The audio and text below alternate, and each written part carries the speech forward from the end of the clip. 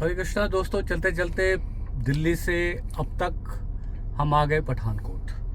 समय बज रहा है 4:40 पे। और दोस्तों, अभी मैं जिस जियो के पेट्रोल पंप पे अभी हमने जो ये तीसरी बार सीएनजी रिफ़िल कराई है, तो यहाँ का जो रिफ़िल वाला जो पर्सन है वो बता रहा था कि ये जो घटना हुई है, जो हादसा हुआ है, जो क्रूर आतंकवादियों ने हमारे देश के नागरिकों को, बेगुनाह नागरिकों को उनका धर्म पूछकर निशाना बनाया है, उसके बाद जो दहशत का आलम है वो ये है कि सारे पेट्रोल पंप लगभग सूने पड़े हैं। अभी मैंने यहाँ पर सीएनजी भरवाई है, तो मुझे उन्होंने बताया है कि सीएनजी का तो ये हाल है कि 4-4 घंटे तक कोई गाड़ी नहीं आती। और जब तक सब कुछ सामान्य था कश्मीर में, तब तक जो है वो बता रहे थे कि बहुत लंबी लाइन सीएनजी के लिए लगती थी। तो आप समझ सकते हैं कि किस तरह से दहशत का माहौल है, किस तरह से लोगों के मन में जो है भय व्याप्त है। और दोस्तों, इस भय का, इस डर का जो उपाय है वो सिर्फ साहस है। हम सबको साहस दिखाना पड़ेगा और साहस दिखाकर एकजुटता के साथ हमें बहुत बड़ी संख्या में कश्मीर में आने की ज़रूरत है। ये मुल्क ना पठानकोट को भूला है, ना मुंबई जो बम ब्लास्ट के घटनाओं को भूला है, ना ताज और ओबराय पे जो मुंबई में हमला हुआ था उसको भी नहीं भूला है, ना उरी भूला है, ना पुलवामा भूला है। और ये तो अभी ज़ख्म जो है एकदम ताज़ा है।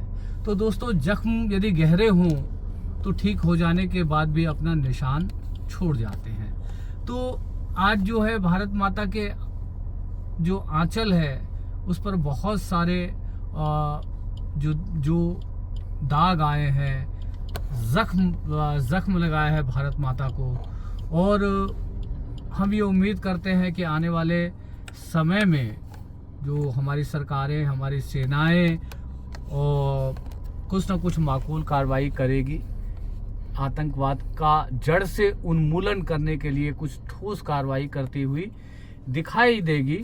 हमें किसी उन्माद में बहना नहीं चाहिए, क्योंकि उन्माद हमेशा डर का और भय का माहौल क्रिएट करता है। और हमें इस डर को जीतना होगा। इसलिए दोस्तों, बताते कि पिछले साल अनुमानित लगभग 2.5 करोड़ पर्यटक कश्मीर में आए थे। कश्मीर की वादियों में उन्होंने घूमा, कश्मीर की वादियों का लुत्फ़ उठाया। जैसा कि हमारे उसमें कहा जाता है कि धरती पे यदि कहीं जन्नत है, कहीं स्वर्ग है, तो वो कश्मीर में है। आज वो कश्मीर सहमा हुआ है, डरा हुआ है, दहशत का माहौल है। देश के लोग कश्मीर में भय के कारण जो है नहीं आ पा रहे हैं। तो इस भय को जीतना पड़ेगा और सरकार को ये दोबारा से भरोसा कायम करना पड़ेगा कि हमारे नागरिक किसी भी राज्य में पूरी तरह से महफूज है। तो दोस्तों, एकजुटता के साथ बहुत बड़ी संख्या में आप लोग कश्मीर आइए और कश्मीर की वादियों का लुत्फ़ लीजिए। और यदि हमने इस तरह से कश्मीर को अकेला छोड़ दिया तो कहीं ना कहीं हमारे दुश्मन देश के मंसूबे कामयाब होते हैं। तो इन मंसूबों को हम सबको कामयाब नहीं होने देना है। इसमें मैं जो कर सकता था, मैं अपनी तरफ से जो प्रयास कर सकता था, वो यही प्रयास कर सकता था कि मैं खुद कश्मीर आकर के लोगों को बोलूं कि आप कश्मीर आइए। नहीं तो लोगों को लगता है कि अरे आप खुद शहर में बैठ करके बोल रहे हैं कश्मीर जाइए, और कश्मीर में जो इतना ख़राब जो है माहौल है। तो मैं खुद अपने आप को कश्मीर लेकर के जा रहा हूँ, ताकि मैं बाकी के लोगों से आह्वान कर सकूँ कि कश्मीर आइए। कश्मीर का किसी भी तरह का नुकसान जो है पूरे भारत का नुकसान है। आप समझिए कि टूरिज़्म इंडस्ट्री, पूरी इंडस्ट्री का, नॉट इवन जो है कश्मीर का, कितना नुकसान होगा, कितना जीएसटी कलेक्शन में कमी आएगी।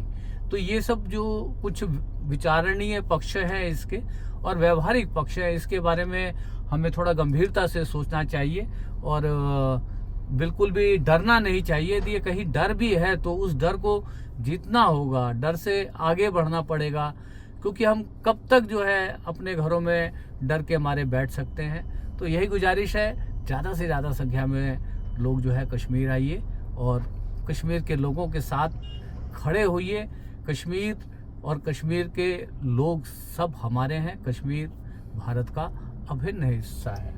तो बातचीत अच्छी लग रही हो और चैनल अब तक सब्सक्राइब नहीं किया हो तो कर लीजिएगा, और लगे कि हमने जो बातें की उसके ऊपर आप भी कुछ लिखना चाहें तो लिख दीजिएगा, और ज़्यादा से ज़्यादा लोगों तक इस संदेश को पहुंचाइए कि डर के आगे जीत है।